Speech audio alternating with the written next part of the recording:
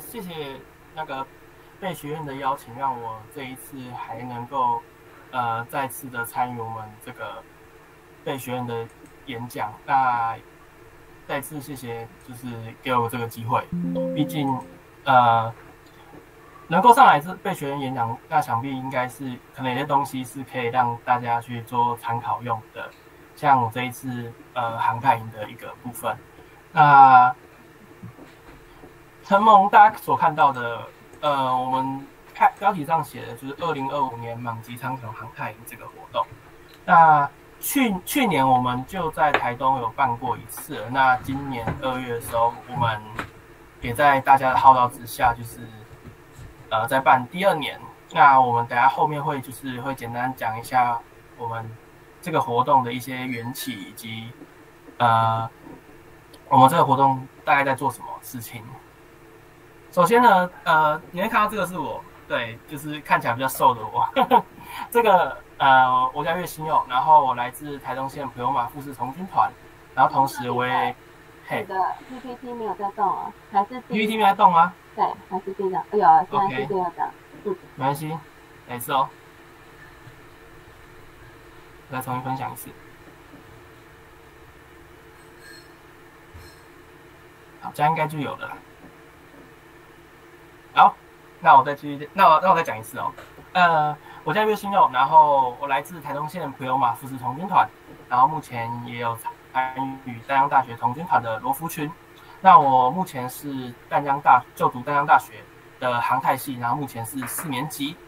同时我在除了课业以外，我有参与罗浮活动，然后目前是11301期的服务罗浮，以及最近的话有的罗浮活动是今年2月的群长年会，然后我是在主席团担任议题组的组长，这样。那这给大家简单看一下，旁边的那个照片是还比较苗条的我啊，现在不知道最近比较发福一点，所以看起来比较圆润。好，那首先这边就是说为什么我想办航太营呢？那也让之前没有参加过这个演讲的伙伴知道一下，为什么我想要办这个航太营。就是也看到我是来自台东的一个孩子，然后离乡背景到台北念书。那其实从小就参加童军活动，也在团长们的渲染之下，其实也多多少少也让我逐渐的迈入，就是说我们的一些除了学校知识外，有一些其他的一个学习的一个机会。那我想说，我到了台北念书嘛，那我是不是可以带一些什么东西回来给我们的孩子们？然后我都在想，因为很多人都会觉得说，我们童军嘛，到恩师，那回来能帮忙什么？办什么露营活动啊，或者是办一些户外活动？那我觉得其实比较简单的就是办我们自身科系在学的东西，所以就我们有一个航太营的一个雏形。那左上角的部分，你会看到图片，这个叫做航空工程概论的考试。那其实我们系上就有一些大一的时候就有一些概论课程，然后教授他就有规划一个考试，就是让我们可以自己做手指机吧，然后去当我们的其中的一个考试的分数。那看到那个照片的是大一的时候，我就是在做手指机。再来右上角这个图片是社团学习与实作课程。那这个也是我们学校的一个特色的课程，就是让同学们可以选定一个主题，然后去规划写一个计划书，然后去做一个竞赛。那时候我就有想要做航太营的东西，所以我就跟我们的一些同学们一起做这件事情。然后你可以看到图中这个，看一下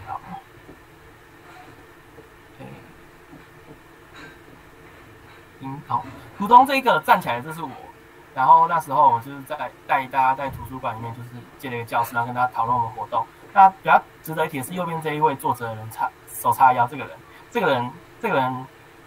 那时候还不是童军，那他的名字叫潘伯忠。那也因为大一我跟他认识后，然后他看着我这样参加童军，后来到了大2后，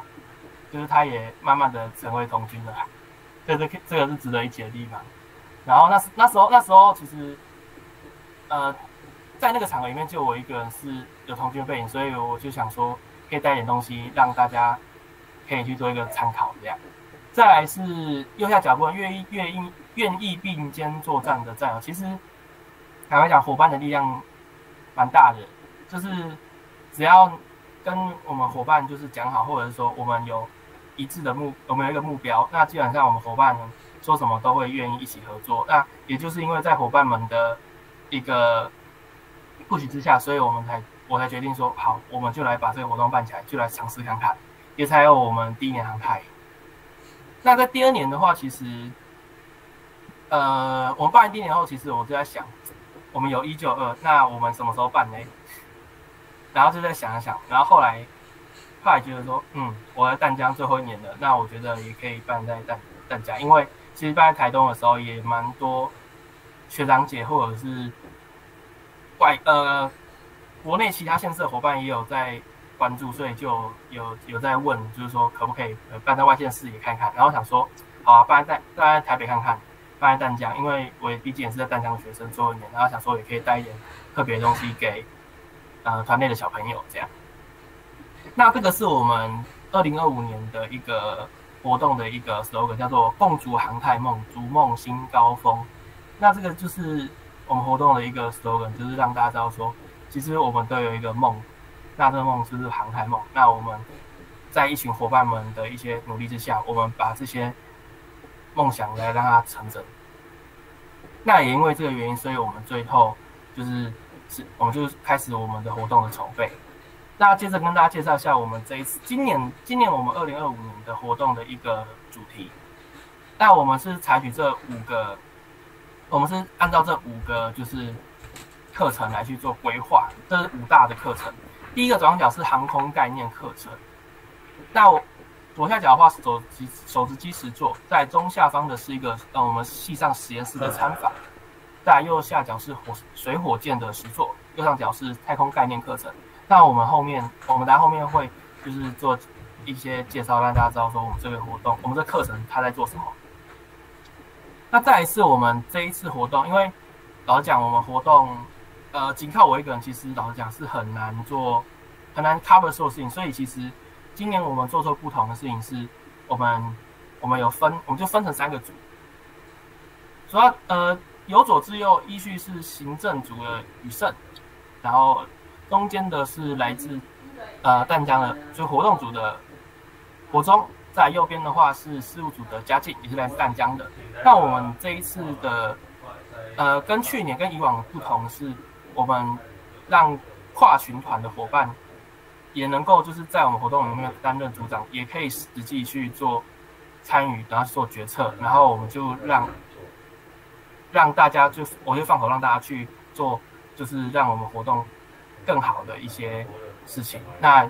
基本上大家只要跟我回报一下，我就会就说 OK 啊，那就让大家去做，然后有问题的话就跟我讨论这样。那基本上其实大家在做这件事，我其实发现其实大家他们给大家一个机会，就是让大家去实际做他们就是 OK 的事情，那我就觉得很好啊，那我就实际去做看这样。那再来这是我们活动就是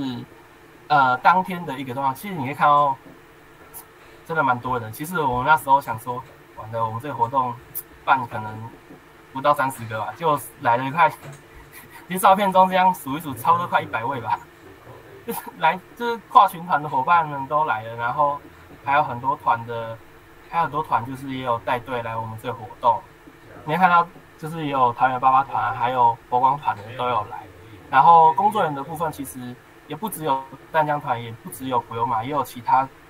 县市的罗浮们也有来支援我们活动这样。所以其实我们这个活动相比去年真的大了不小，而且人真的蛮多的。好，再来跟大家介绍一下，这个是我们航空概念课程。那我们这课程的话，主要就是会带入一些航空的东西，例如说飞机怎么飞，以及现在我们有什么飞机的制造公司，然后以及国内的一些航空公司。那我们基本上讲航空的讲师，我们找的是我们淡江大学航太系的学弟，就是也是在无人机实验室担任组长的一个学弟，然后邀请他来带我们这一课，因为相比之下他们很专业这样，所以我想说也让他们有这个机会可以来去台上来去向台下的一些参加人员去做一个介绍。那今年比较特别的事情是，我们除了航太系的来讲航空知识外，我们还有找就是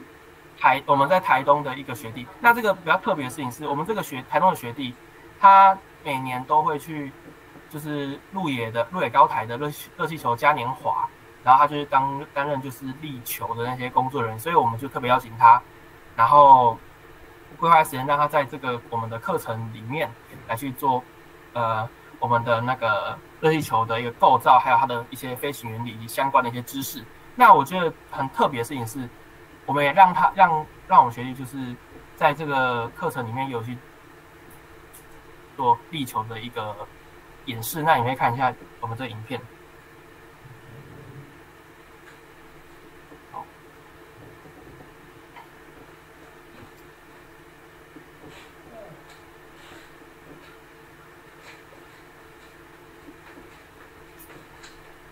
好，因为看到其实我们就是实际操作，然后再让我们的那个模拟热气球它在立起来的一个状态。然后其实你可以看到，在途中的小朋友其实都很认真在看我们这个实验的一个步骤。那其实大家都，其实我要讲，我这边偷瞄，我就发现哇，每个小朋友都很认真诶。其实我原本以为大家可能会听一天觉得很累，但是其实他们对这个新鲜的事情其实都还蛮有兴趣的。好，再来是太空概念课程的话，这个部分我们也是请我们系上实验室的一个学弟来去做介绍。其实太空概念课程的话，我们主要就是讲说，我们也是讲火箭的飞行原理啊，还有一些太空的知识，以及我们国内外的一些公司有在搞太空的东西。然后我们也有比较特别是有让小朋友就是上来画出他们心目中的火箭，然后也让透过他们的实作，就是他们手绘，然后让我们讲师知道说，哦，其实小孩子们他们创意无限这样，然后有一些就是知识上的科普。再来是水火箭实作这个部分，我们这一次也有做水火箭实作，然后我们就是让孩子们就是带着保特瓶，然后来去手工制作属于自己的那个水火箭。那你会看到，其实小朋友真的玩得蛮开心的，而且那个时候天气其实没有到就是没有下雨啊，在淡水其实平常就又湿又冷，那刚好那个天气风和日丽，所以我们在户外的草地上玩水火箭，其实玩得蛮开心的，而且有很多孩子们他们射的都又高又远这样。这个是我们这个照片的话是他们在发射的一个照片。在第二张，这个就是他们在实作的时候的一些片段，你们可以看一下。其实小朋友他们发挥他们的无限的时候，其实都是会造出蛮多特别的一个东西，都还蛮有意思的。然后再来是这个因为我们这次办在淡江嘛，然后其实我们系上是蛮支持的，然后我就想说可以透过这一次的机会来去我们的实验室做参访，所以我们这一次一共去了3个实验室。第一个是无人飞行载具实验室，然后就是看我们学生在做的一些，你可以看到这些飞机就是我们学生纯手工做的东西。然后再来是我们会到我们的那个我们航太系的，它就叫航太实验室，然后里面就有放一些太空梭，还有放一些引擎的东西。再来第3个会去我们的太空科技实验室，就是去看我们系上在做的一些火箭，就是可以让孩子们就是也算是了解说，哇，其实大学学的东西就是更加的专业以及更多的一些东西，然后实作化这样。好，那其实我们这一次的活动，很多人都会问说，我们这一次航太营与一般营队的差别。其实那时候我就在想说，别人这样讲，的确就是其实会这样问，代表大家一定也是好奇说我们这个活动在做什么，然后以及它跟外面营队差在哪里。其实我就在想，然后后来我想想，我觉得说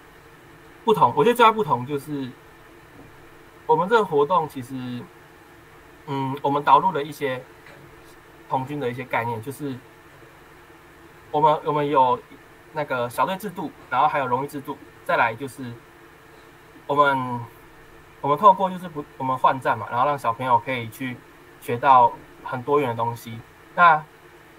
在金额部分也是一个差异，就是其实我在看外面的商业营队哦，2天的话通常都要收到4、5千嘛，那我们这些活动其实收个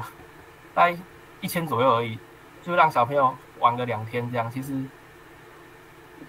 对家长来说，其实 CP 值蛮高的这样，所以其实你会看到就是孩子们在参加的时候，其实大家都很开心这样，小孩子开心，家长也开心，然后工作人员的话，这个后面我会跟大家补充说明一下。然后这个就是我那放的图片，就是童军发的元素，其实我们就有融入了这些东西，我们融入了就是小队制度嘛，然后我们也导入了我们童军的诺言规律这些东西，然后重点是还有我们有从做中学习，让大家就是除了科普以外，还有做一些实作的东西。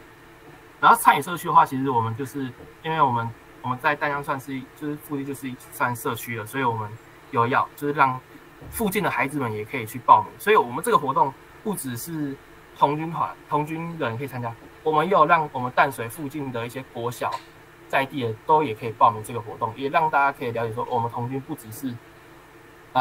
做户外活动，我们其实还有一些其他的相关的东西，或者是我们有一些科技的东西可以去做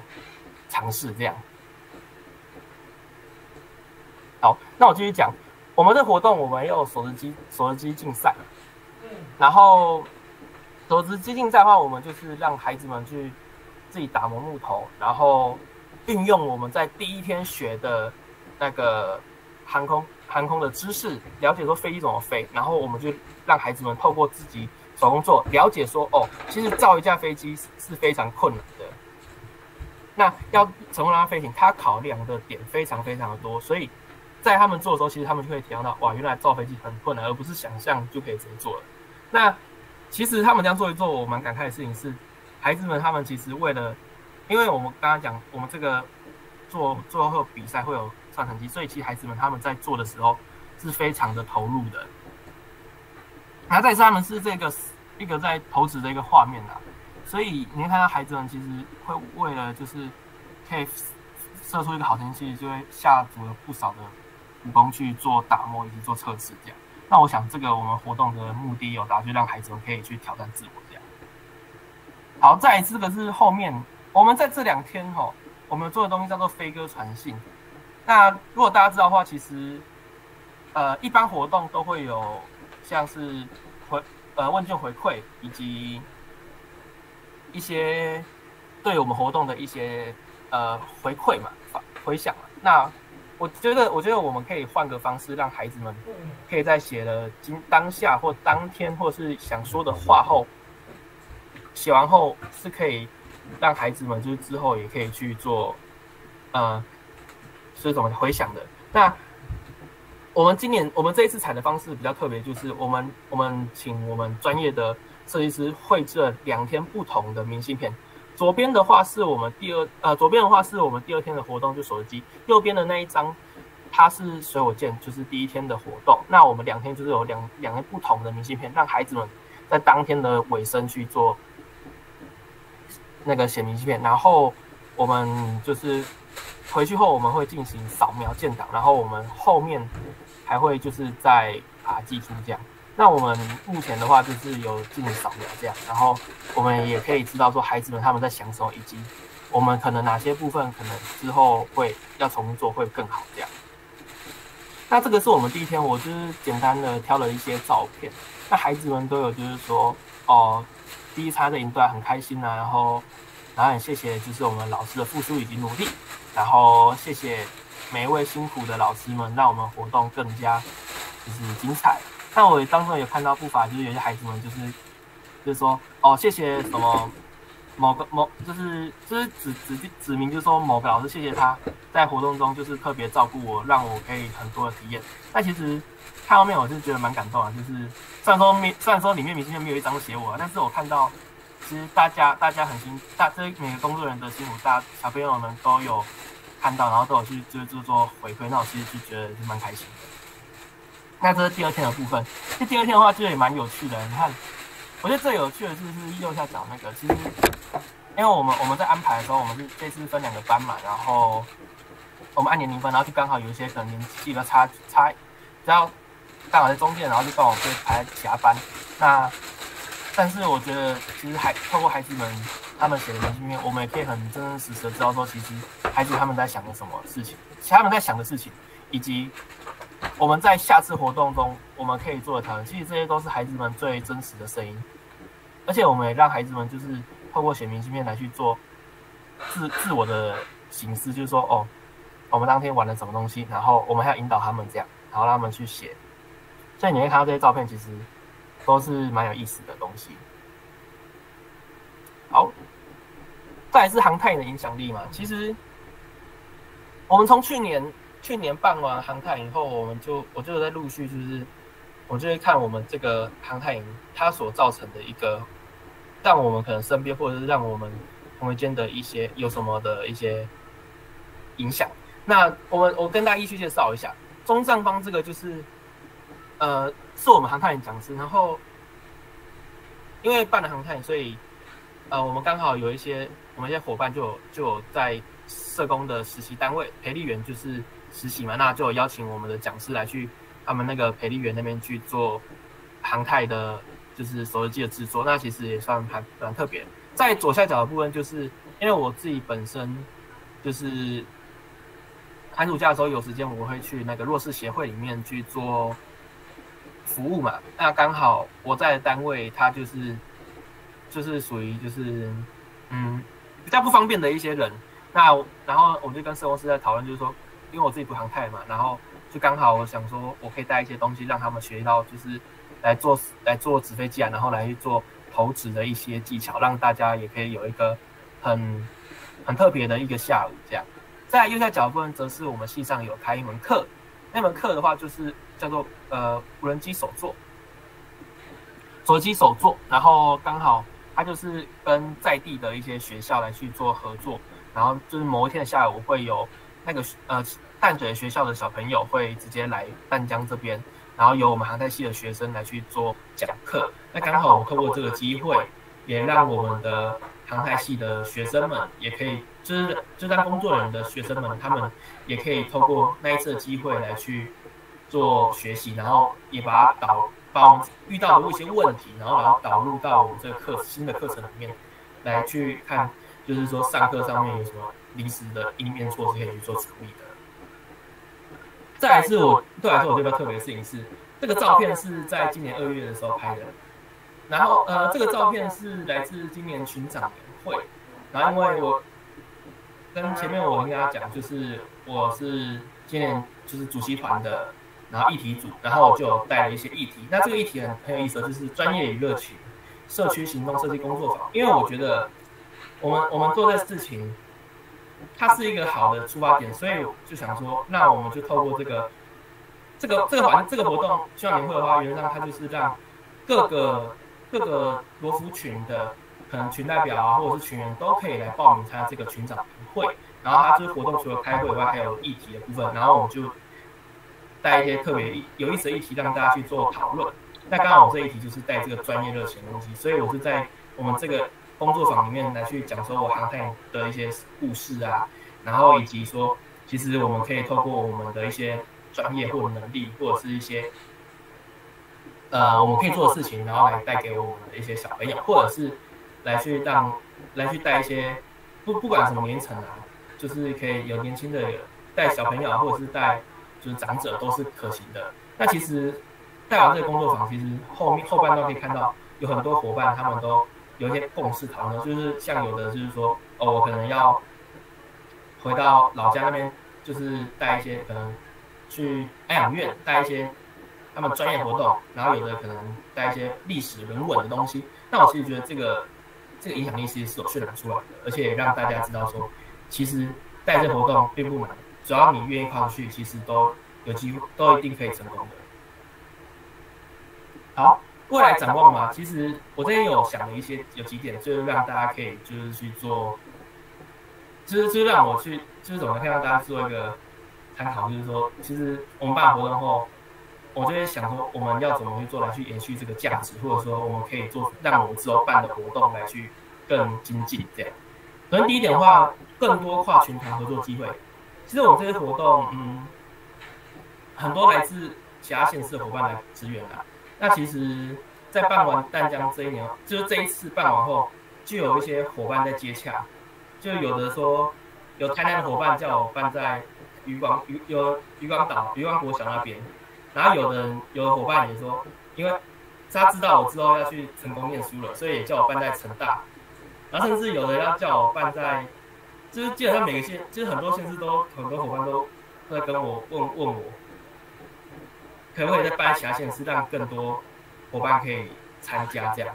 那我觉得这是一个好的机会，就是其实从台东出发，然后到淡江，那其实到其他县市也可以认识更多群团的伙伴，然后再去一起做合作这样。好，再来是邀请更多专业人才。其实办完第2年后，其实我就在思考说，我们要怎么精进呢？让我们的活动的一些东西，可能单项来去做得更精进。就像可能之后有伙伴推荐说，可以找一些管理的人才来去让我们的各个部门或者各个组来去做行前的训练，然后来去更精进。还有的就是推荐说可以找算钱的，就是可能有相关经验的人来去导入进来我们就是算钱的这个组，那或许会让我们活动就是在每个位置都可以分明情况下，让我们活动可以每个人都可以发挥自己的长才这样。在第3个是不限于航太领域，其实我觉得，我跟我们团长有聊过，就是说其实我们办航太，其实办电电，其实如果之后办其他活动在团练的话，其实也不见得航太。就像我跟我朋友聊的时候，他就有说，你航太的其实英文应该比较常要接触，那如果办个英语营呢？其实我那时候在想，我觉得好像有道理，因为其实我们换个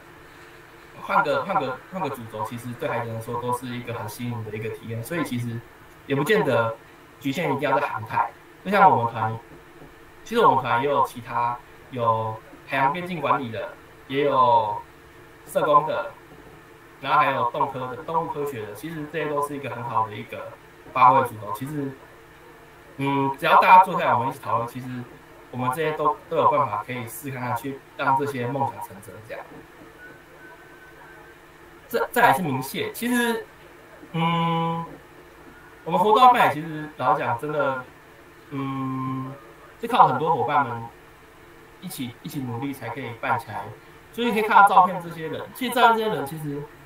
有超过一半都是来自外县市的罗浮，然后我们有来自台东的啊，然后又有来自高雄的啊，对吧？然后还有来自中部的，他们在我们活动前1-2天，前几天我们在办群长年会，然后大家很辛苦啊，然后群长年会结束后，隔1-2天休息不到1-2天，又再杀上来淡江，所以其实蛮感动的事情是，大家就是因为我们想要做这些事情，所以不管怎么样都要全心全意支持。其实这是让我很感动的地方，大家真的都很辛苦，而且就是在办活动那几天，其实大家睡眠状况也没有那么好。然后后面跟大家讲我们活动的前一天晚上在做什么，那一趟大家其实办活动大家都松口气，都很开心。再来这个是比较值得一提的，就是我们活动毕竟办淡江，然后我们招收的对象有部分是来自淡江的小朋友。那我们淡江有家长后援会以及基金会。那其实我们有一些家长就是看到我们难得有办这种科学营队，其实他们都很支持我们去做这件事情，所以他们就是有家长做面包，就捐很多面包嘛，然后家长就是捐很多咖啡。那我印象深的事情是，就是除了这以外，那个知影团长在我们活动第1天、2天的时候，每天早上问我们说：“金佑啊，你要喝咖啡吗？”然后就很惊讶，然后说知影团长就拿了一些拿2袋咖啡给我们，所以其实真的很感动。每天真的就是有吃不完的东西，吃不完的面包，还有喝不完的咖啡，其实就让我觉得哇，我们是被照顾的一群工作人员，所以其实就很蛮感动的这样，也让我们就是在工作的时候不会就是不会就是疲劳成虽然累归累，但是我们心里的安慰都给到很满这样。但这个照片嘛，这照片就有趣了，因为我们这一次遗联组非常的用心，就是想说来做一点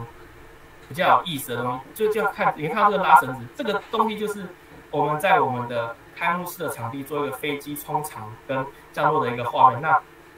为什么要放这两张照片？因为我们在活动的前一天晚上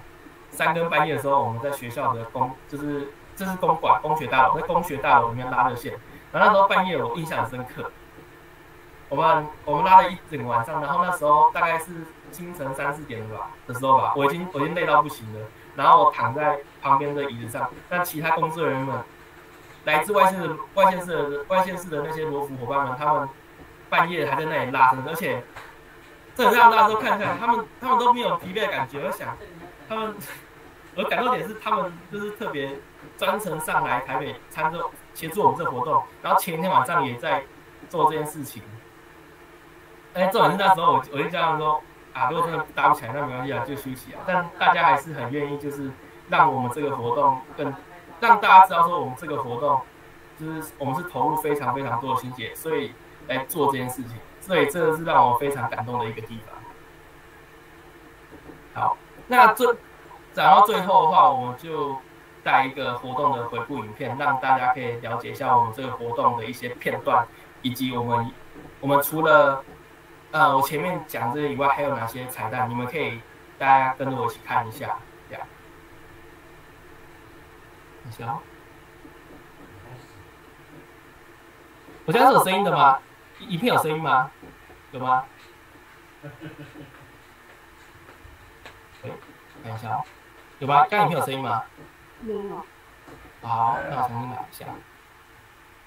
重新分享。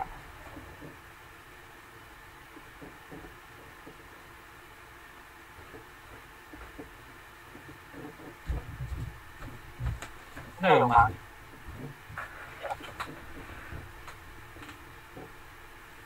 喂，有吗？影片有声音吗？啊？好，会一点点，所以没有听到。好，没事，我直接播。这种活动的一个开幕式啊，就是报道的一个片段，然后开幕典礼这样。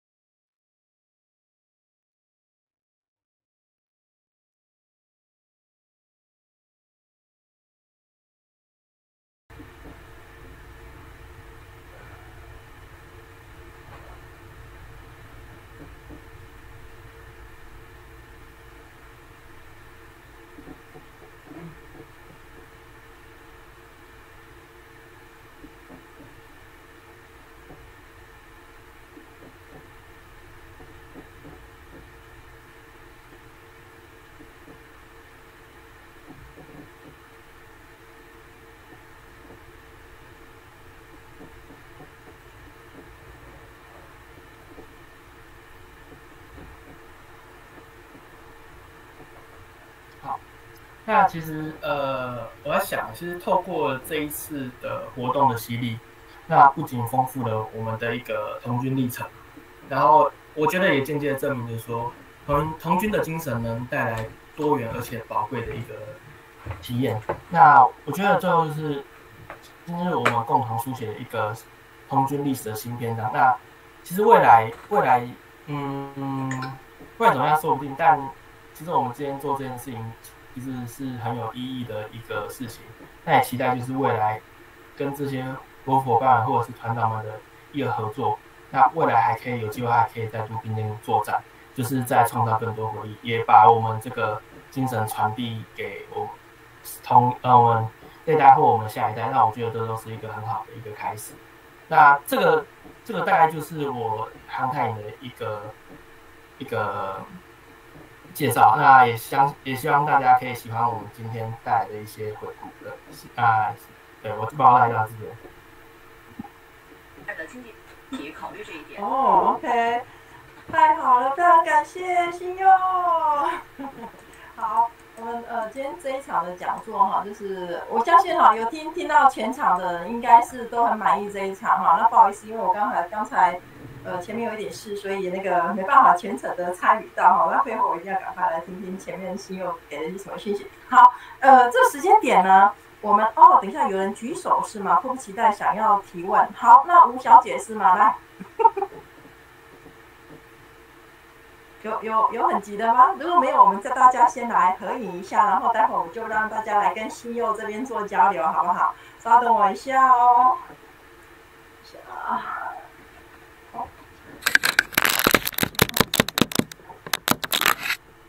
好，那大家利用现在这个时间呢，帮我打开你们的镜头，好不好？我们先来跟新佑这边做合影一下。